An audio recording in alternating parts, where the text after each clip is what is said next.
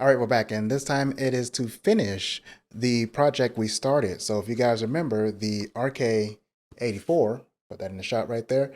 Yep. So it's still stock keycaps, and all that, but we did switch out. If you remember in our review of this, we switched out to the Holy Panda looped switches, and it has been great actually so far. So I've really liked how it sounds. I've really liked using it, even though, like I said, I can't use it as often as I want because, well, it's tactile switches.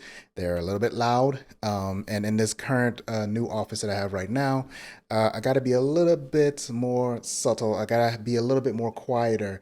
So we're going to switch over to some linear switches.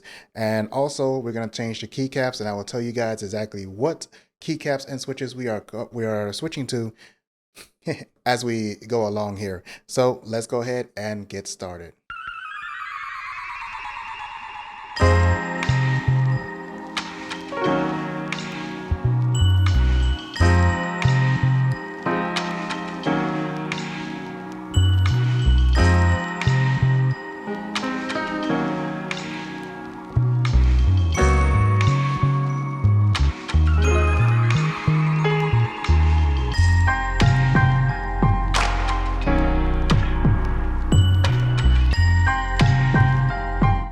As promised, here's our switch. Our switch is actually a linear switch, the Feker Matcha.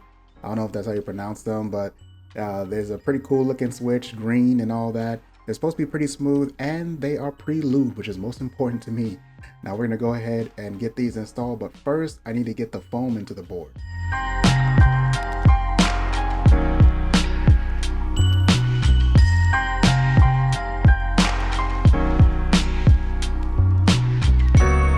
Now I've installed silicone foam, loads of times now with all these different keyboard videos, and I'm not sure why I complicated it like this, where I chose to use my razor and scratch up my desk and all this other nonsense. Usually I just make a basic outline with a marker, cut that out, and then make a few more outlines, and then cut those out with some scissors and be done with it. This was just a mess. Yeah, don't do it like this.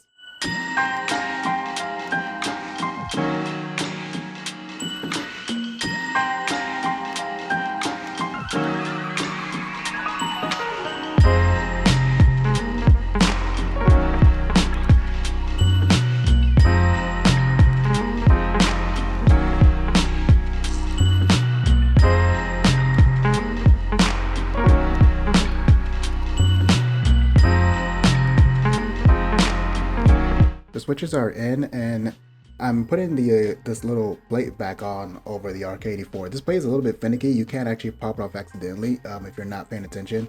And now it's time to go ahead and get the keycaps installed. And yes, they are from Glorious as well.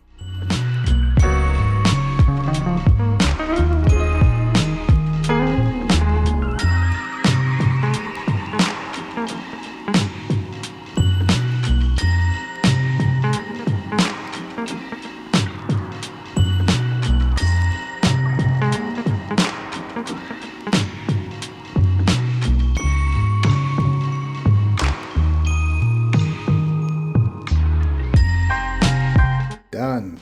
Keycaps from Glorious, switches from Amazon that were pre-lubed. A lot of this set was not too difficult to get together or order. And finally, let's check out the sound and see if it sounds as good as it looks.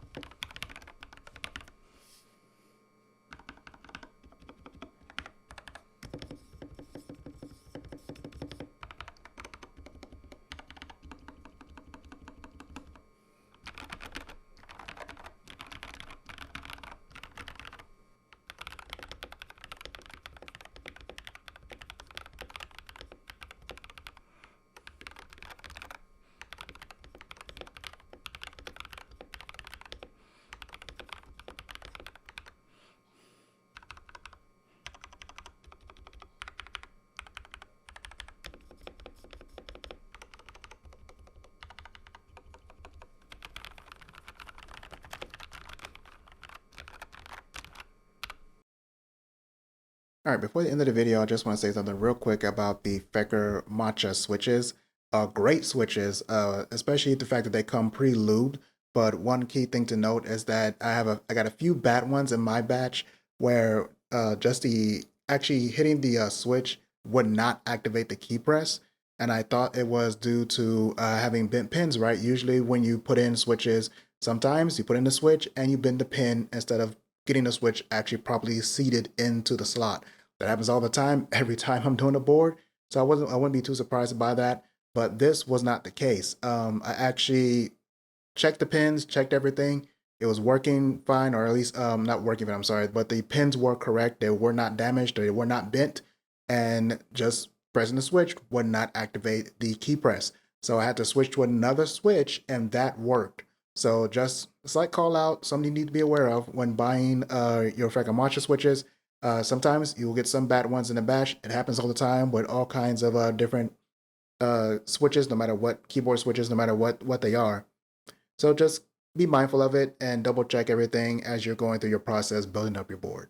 All right, that is it. And this is the final result. We have the RK84 with the GMMK pastel keycaps and of course our linear switches that I just finished talking about. And everything came together really well. It looks good, it sounds good, feels good to type on, and it was quite kind of affordable. I'll list out all the pricings down in the description box below if I don't put it somewhere around on the screen. And yeah, I hope you guys did enjoy this quick video of putting together, or more like completing, our RK84 customization. If you did, get down in the comment box, let me know, or let me know your thoughts on what boards you're checking out, what boards you think I should check out next. I'm more into trying to get in some more affordable boards for people to look at. I'm not really trying to go off into the $300, $400 keyboards just yet. My noob self doesn't feel good, comfortable doing that just yet. I'm kind of sticking to the more affordable side for now, so I don't feel so bad if I mess it up. But in any case, hope you guys did enjoy this video.